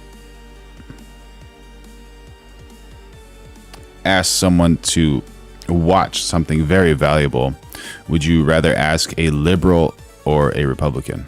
And I think it was someplace around the realm of 65% would rather give something valuable to a Republican to hold on to, meaning they trust a Republican more than they do a Democrat. And talking about children over there, I don't know, man. I don't know. Take it easy. Meet some good people, man. And how do you meet good people? Offer your services somehow. You know, go donate time. Go work at a food bank or a homeless shelter. You could definitely find some good people there. Patel privately shared many of Bongino's concerns, but in an internal email on July 2nd, the FBI director gave his support to the memo. Thanks for the edits. I still believe this is correct. Vehicle forward, Patel wrote, to the occasional typo, to a small group of colleagues, including Blanche. I'm happy to add any additional sentence to complete the shortfall, but I do think we addressed specifically why more can't be released as it relates to the specific topics, i.e. court, etc., etc. Okay, so then it continues. Then you see the footage that comes out that the 1 minute was missing. We all reacted to it. I think we reacted to it, God knows how many times on the podcast. This is the jail video. And then all of a sudden, shit hits the fan. Watch this. The day the memo was released, Bongino showed up to a Justice Department meeting with the FBI staff and Attorney General. He was in a volcanic mood. As soon as he entered the room, he erupted at Bondi, shouting at her, "You effed this thing up from the start," Bongino yelled. "The way you've been talking about this, that dumb effing charade with the Epstein files and they're on my desk nonsense, all the promises to the folks out there." Patel and Bongino both subsequently told the White House official that Bondi needed to resign. 2 days later, on July 2nd, the two men were summoned to a meeting with Wiles and Bondi in the Situation Room complex. They were the last to enter the small wood-paneled room. Seated around the table were Bondi, Wiles, Blanche, Taylor, Butterwich, one of Wild's deputies, the moment Bongino sat down, Wiles told him that she had been informed. Watch this. He leaked a sensitive story about Epsteen. Siamese, how you doing, buddy? Haven't seen you in a while. And Trump to ABC News. And Bongino replied, I'll tell you what, I'll give you $100,000 cash right now. I'm not kidding. Walk out to the West Exec, put the reporter on speaker, and get him to admit I leaked it to him. $100,000. Wiles snapped back, well, we all got ourselves into this shit. And Bongino cut her off. No. We didn't get ourselves into this. I warned you guys about the whole time, and you ignored me. And exactly what I said was going to happen, happened. And now you're pretending I was in on this. I was never in on this. Bongino's aggressive response to Wiles startled the others. She was the White House chief of staff, essentially a stand-in for the president. Wiles put Bongino on the spot. Going forward, we're all in. We're all going to agree to move forward. Are you in or not? No, I'm not, Bongino said. This is not my plan. I'm not part of this going forward.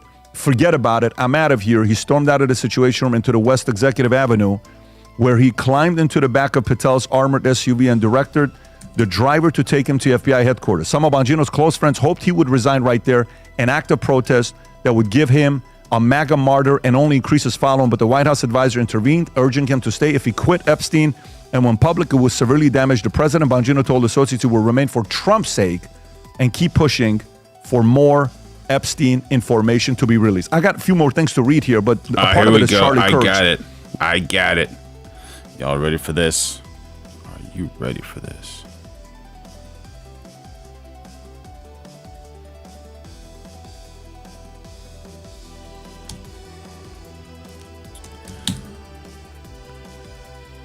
And you put AI, and you're lying on your dead friend's name. So, Vinny, what is going on with this TPUSA story? In this montage, they play, and they purposely put it in there, a fake AI video of Charlie Kirk saying, if something happens to me, everything could go to Erica. Can you please play this video?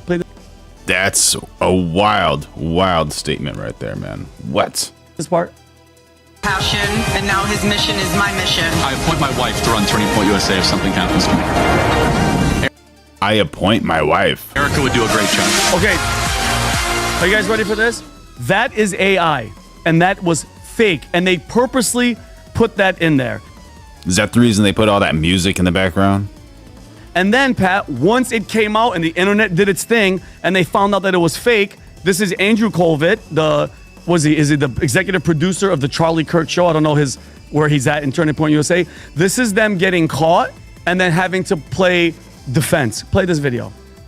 We decided over the weekend we were going to troll the trolls. There's this video that has become a source of controversy. Not even controversy, just obsession from bizarre people. Yeah, just absurd. I don't even talk about it because I think the whole thing is so lame. And if they you're demand online, overwhelming proof for the idea that Charlie loved his wife and would want his wife to carry on his mission. You know, we got, as the members, we got some special emojis you can use. Yeah. Well, it's something he told all of us. We all knew. We didn't talk about it because we thought Charlie was going to be with us for another 50 plus years. Yeah. But like we all knew, the board knew, this was the plan. Whatever. He said it one time in front of a camera at a private event with donors in Aspen. So we figured we'd troll the trolls. Yeah. And you get a little taste of it here. The most important relationship in your life is the one that you have with your Lord and Savior Jesus Christ. His passion was my passion. What's AI and now his mission is Ready? Right there. To run Turning Point USA if something happens to me. That's fake. Erica would do a great job. That's AI. How do you know that's AI? They just admitted it. Is that what they admitted? Let me hear it. Out there. But then, so we knew that it was going to be like, oh, it's AI or it's fake or whatever this, because that's what they do. They always move the goalpost here. And that's why it's a sucker's game to even play this. But it was really fun to be able to... he is saying it's AI. Troll the trolls. I don't know if he's saying it's AI here. I'm trying to understand, but they're jumping around left and right. What's going on? Stuff it in their face and then watch them predictably melt down when the evidence was shown. I don't know if he said it's AI. He's not saying it's AI. What do you mean? We got caught. Pat, they're saying that they were trolling the trolls. Humberto, is that what he's saying? Yes. That's not... So do me a favor, go under the tweet and go and check to see if Grok says, somebody probably would have asked the question. I first want to qualify if that was a yes, specifically expert. was presented as an AI-generated or manipulated video of the organization. Okay, so perfect. So then let's go through it. So If that's- it It is AI. Yes. So specifically the part where he's talked about Charlie. yes, and by the way, if you watch the video, the lips don't match the words. It's not that hard to do if you watch. There you go. Raw Deal jumping in on the chat saying Charlie Kirk was an intelligent and good man. He is in God's care and watching everyone. Watching everything. Yeah, man. Just imagine if Charlie Kirk did become president. Man. Those are the what ifs. The absolute what ifs. Watch the video, the lips don't match the You words. guys lied. Fake AI, fake voice, fake Charlie, and then you're acting like, no, we were trolling. I don't believe them. Be honest. If you got any proof to back up that statement, let me know. Would like to hear that. Would like to hear.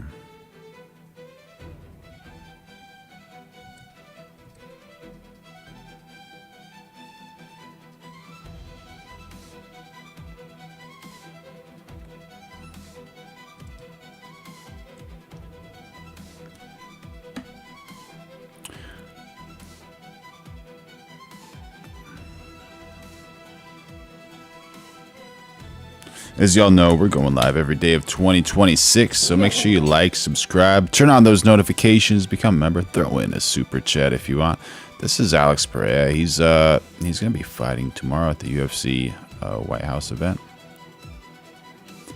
And Nina Drama, she's dating a cameraman. She's playing a joke on him over here. And let's see what happens over here.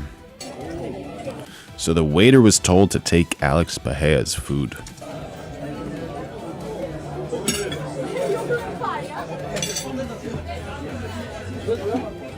She's laughing.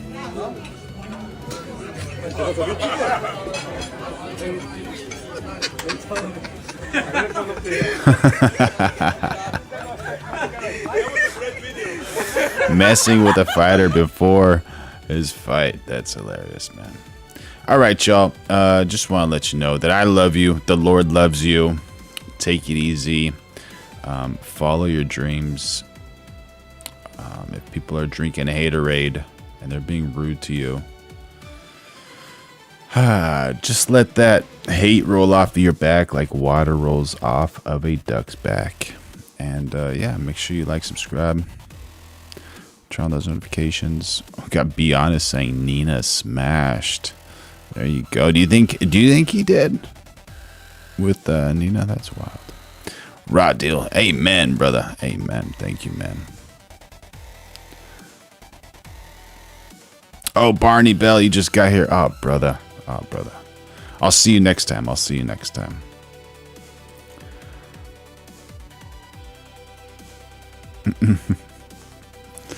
right, y'all. You're the best. I'm just trying to be like the best chat in the world.